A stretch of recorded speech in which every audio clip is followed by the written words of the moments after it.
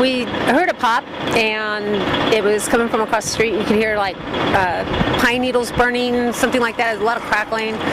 We ran across the street, and the trailer was engulfed in fire. A neighbor across the street had already pulled one lady out, and there was a little boy about 10, 11 years old. He was out.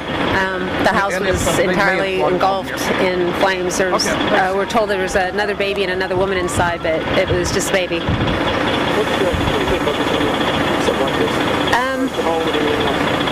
It's pretty upsetting. They haven't lived there very long, so not many people knew them. But knowing that it didn't take that long for a mobile home to go up in flames, it's unnerving. I think one of the biggest things was when I called 911 at 7:37, and the fire department hadn't even responded yet. I would say it took them probably 10 to 15 minutes to get here. Bennett got here first. Grangerland Volunteer Fire Department is not even, I'd say, 5 miles down the road. The big thing that bothers most of us right here now is that it did take so long for the fire response to show. The ambulances were here before the fire department, and there's a problem with that. We don't have proper water lines out here for putting out a fire, but getting a tanker truck in here, it showed up after the main fire department showed up. It doesn't work for me. It bothers me greatly. What about the woman? She's in pretty bad shape? Yes, the woman that got pulled out had burns down her back. Her hands were burnt pretty bad. The skin was starting to come off of them. Hair had been singed and torched. She was covered in soot, it looked like at first, but it's more probably now the burns. Little boy was okay. He just had some breathing problems, which is probably from the smoke, but I could. How did you were asleep? Tell me what happened. No, I was awake, and I heard somebody holler, and I was coming, looked up to see who it was, and I seen the smoke coming from over there, and I called my wife and told the fire department, an ambulance, and I broke mine over there and made the boy come on out, and there's so much smoke I couldn't get in, and I seen a woman's leg, so I pulled her out. And my wife brought a blanket and we wrapped her up. That's all we could do. What did the boy say to you? He was just hollering, my family. And that's all he was hollering. I knew 4 lived there, and I thought there was all 4 in there. And but the girl was gone, and I didn't know it, because they didn't have a vehicle, you know, and but the baby, I couldn't even get it 2 foot inside the door hardly.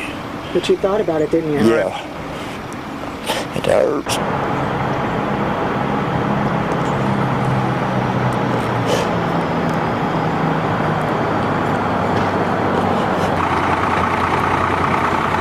What you did though, you saved 2 people. You were able to save 2 people. I know it's not easy, but without you, it could have been much worse. I know. What do you do? I can't imagine how you're feeling, because you saw it, you witnessed it, you were part of it today. Yeah, I was.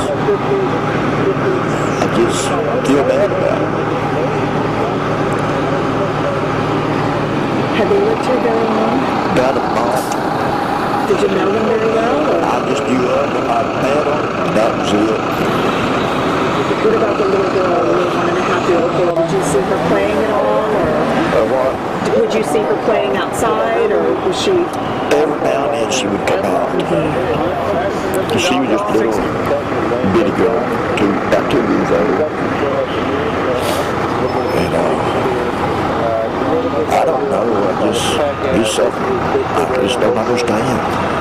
What's interesting though, not many people would do what we did today. I don't know about that. You do what you gotta do. I was scared.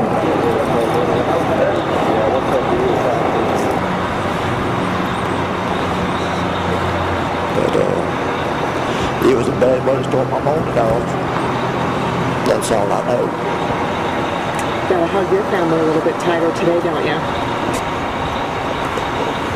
Yeah.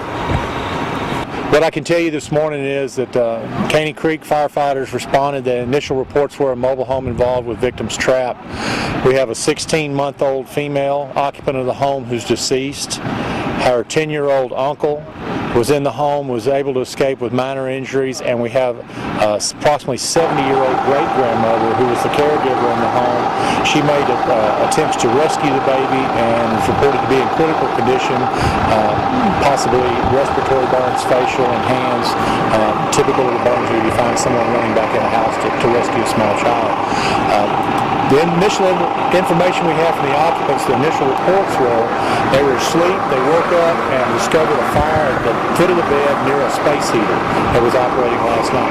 Temperatures, depending on the area, were somewhere right around freezing last night in the common area, so they were using a space heater and it was real close to the bed.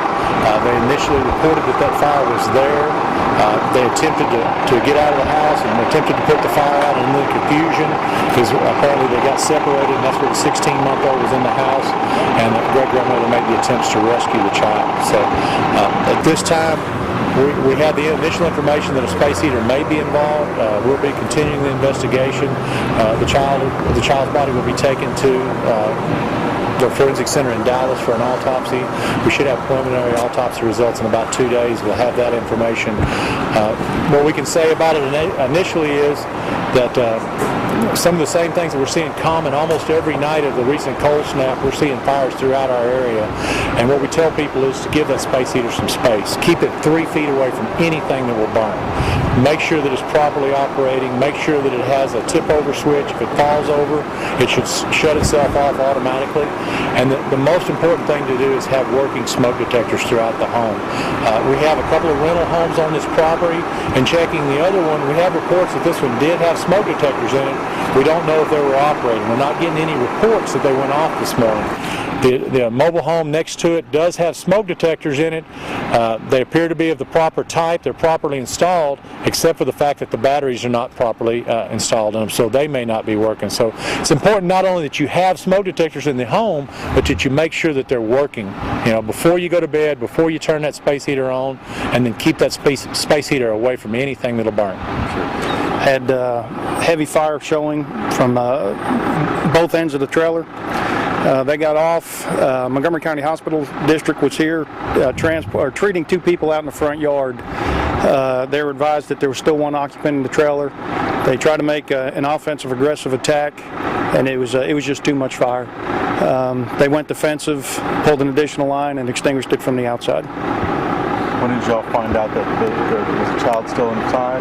Yeah, it was. We were pretty confident. Unfortunately, just a few minutes into the fire, that there was a child inside. Kind of set the scene for us. What did it look like for your firefighters when they got out here? A lot of chaos, obviously. It's unfortunate. This is the 2nd fatality out here in 2 months for these guys. A lot of confusion on the fire ground. Naturally, their first priority is treating the injured. Thank goodness Hospital District had an ambulance here real quick, and they went in to see if they can make a difference inside. The nature of the injuries for the great-grandmother? I believe, I'll check with Fire Marshal Williams. She was flown to Galveston with 30 to 40% burns on the upper body, respiratory. And the other boy transported, I'm not aware of the injuries. You heard what Jimmy said about fire smoke detectors and that sort of thing, Yeah, all the good we do, it still seems like there's a lot of people without working smoke detectors. We educate and educate and educate, and unfortunately we still run into this. In the past 12 months, we've had 2 smoke detector drives. We hand out fire safety pamphlets, but it's days like this that you really need to look at your department, and we're doing everything we can for the community. Mobile homes, they have a tendency to go up pretty quick when they Yes, they do. burning, don't they? Yes, they do. Is it difficult to fight a mobile home fire? Absolutely.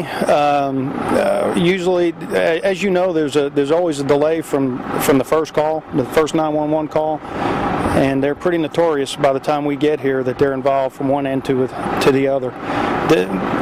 As a resident, the true thing to do for yourself is to have a working smoke detector and check it, because they really do save your life. They do exactly what they're designed to do. You keep a battery in it, you maintain it, it's going to let you know ahead of time. It's not designed to be in the kitchen, it's designed to wake you up when you're asleep. And it's unfortunate days like this that these things happen. What's the excuse that you hear mostly from people why their smoke detectors isn't working? For me, and we'll check with Fire Marshal Williams, for me it's usually a nuisance. You know, they're cooking in the kitchen, smoke detectors in the hall right outside the kitchen.